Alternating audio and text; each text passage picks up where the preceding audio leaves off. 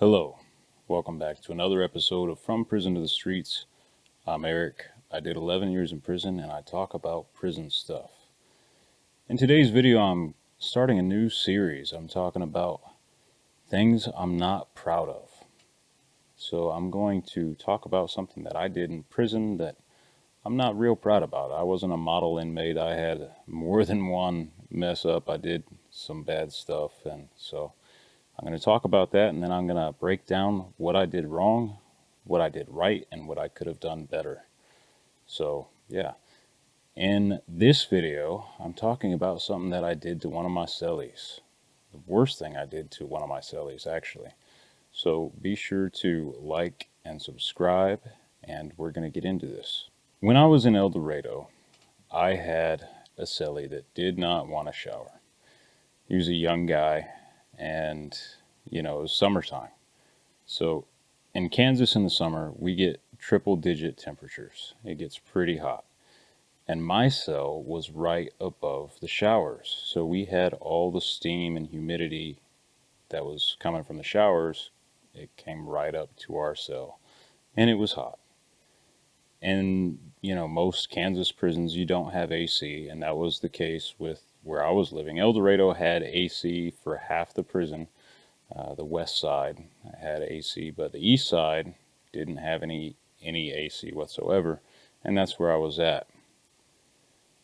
So this guy would lay in bed, usually till noon, sometimes a little bit later, and he would lay underneath his blankets all day. Not all day, but all morning for the first half of the day. He would lay underneath his blankets, sweating in these triple digit temperatures, and he wouldn't shower, and he wouldn't change his bedding. And it stunk. And when you live in a 12 by 8 with someone, you really start to notice stuff like that. Smells will drive you nutty. You're living in a very small space. It's hot. You're already kind of in a bad mood because of the heat. In the summertime in prison, fights kick off all the time because people are so frustrated with the heat. But this guy would not go to the shower. And one day I said, hey man, we're living in this small cell, and I don't mean to be a dick or anything, but I don't want to smell you. You need to get up, you need to take a shower, and you need to change your bedding. And he said, okay, I'm sorry, I understand. Yeah, I'll take care of that. Rest of the day goes by, he doesn't shower. And the next day, he still doesn't go to the shower. First day I thought, okay, well, I talked to him kind of late in the day about it. Maybe he just forgot about it. Well, next day goes by, he doesn't get in the shower. So the next day, actually it was that night after lockdown, I said, hey man, you said that you were going to get up and shower. You didn't, and you didn't shower today. So what's up? What do we got to do here? And he's like, oh, I'm sorry, man. I'll take care of it. And I said, okay, well, that's on you. We have to be respectful of each other because we live in this small space.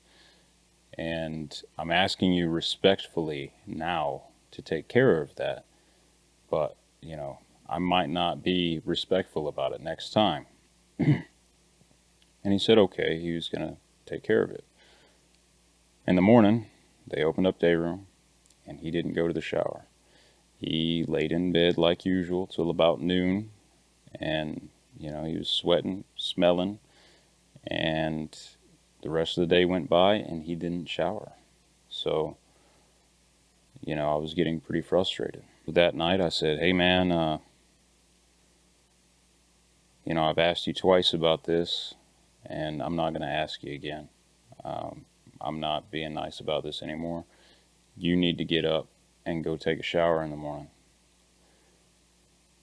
So he said he would. Next day rolls around. Cell doors open at 7 o'clock. They have a door run in the morning where they open the doors for 5 minutes. You can come out and get ice, dump your trash, whatever. Go to the shower. And he did not go to the shower. He laid under his blankets till noon, and the rest of the day went by, and he didn't shower. I didn't say anything to him that night about showering. The next day rolls around, day room opens up, the doors open. I go down and I holler at the officer. I tell him that I'm going to clean my cell. When they run door run, if you want to clean your cell, you go down and you tell the officer that you're cleaning, and they'll leave your cell door open. And they have a porter's cart in the cell house. They have one on each side. Each side has about 120 people.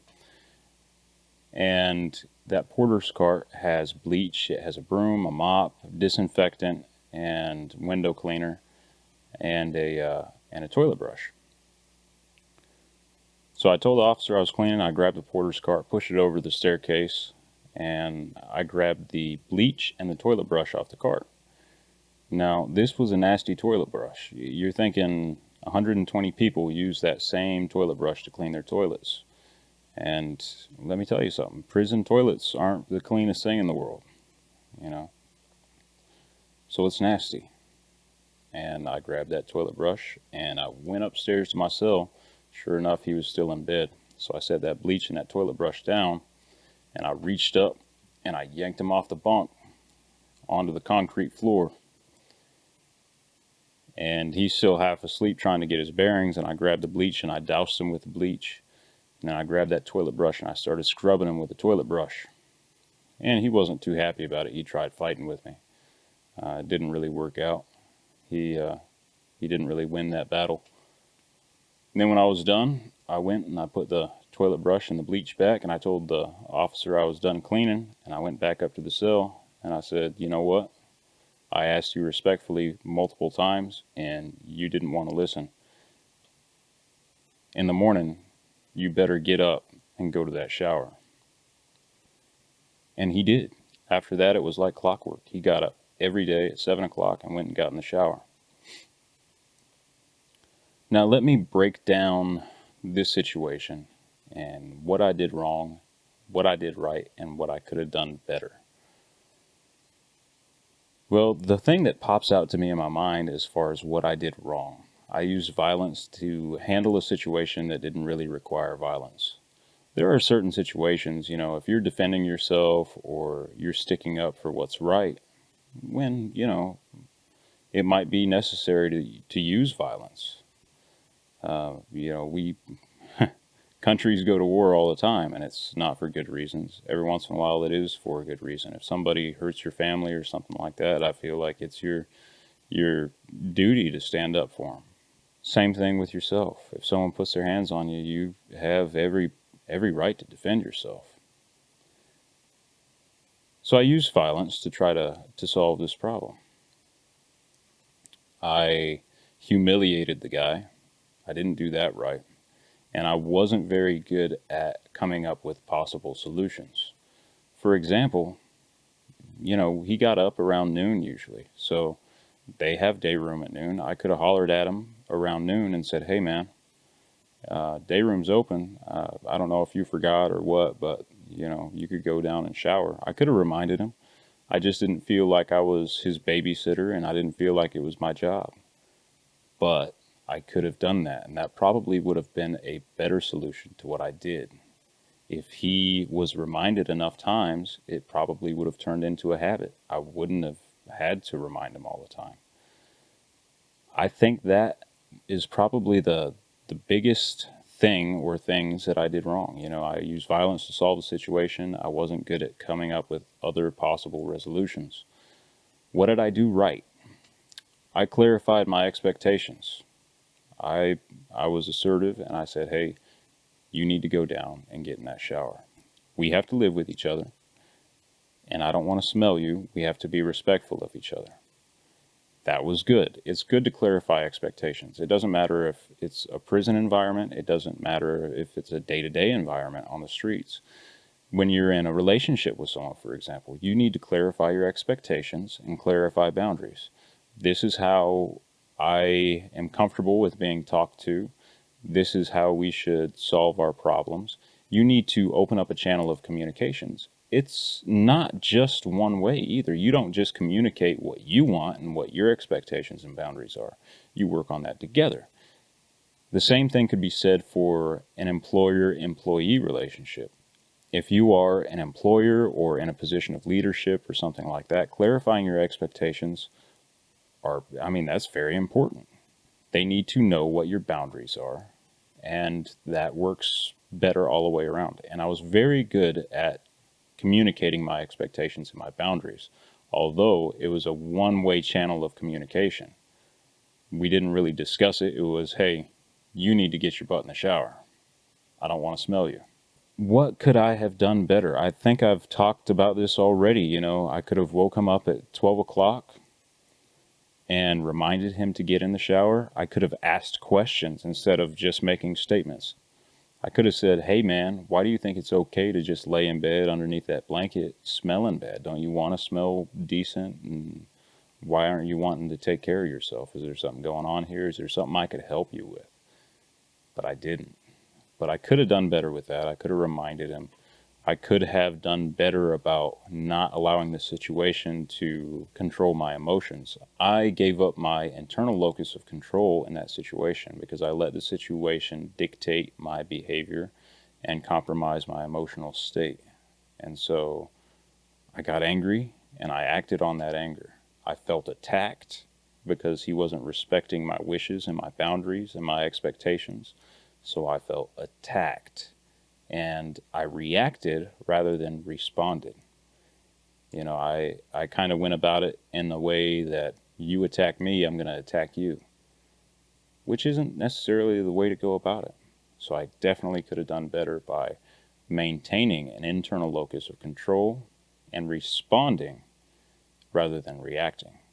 And what I mean by that, look at the situation, think about it, and then come up with what you want to say or a resolution. Open up that channel of communication. So that's my video, but before I close, I want to talk about why I think it's important to talk about, the things that we're not proud of, things that we might have messed up on in the past. Until you acknowledge areas where you've messed up and think about how you could have done better, and acknowledge your wrongdoings, you can't really grow from that experience, and you can't move forward, and you can't do better with that experience. You really need to analyze what you've done wrong, and how you could make it right, and how you could do better in the future. It's not all bad. If you do something bad, but you can learn from it, then it wasn't all bad because you grew from the experience. Anyway, I'm Eric. This has been another episode of From Prison to the Streets.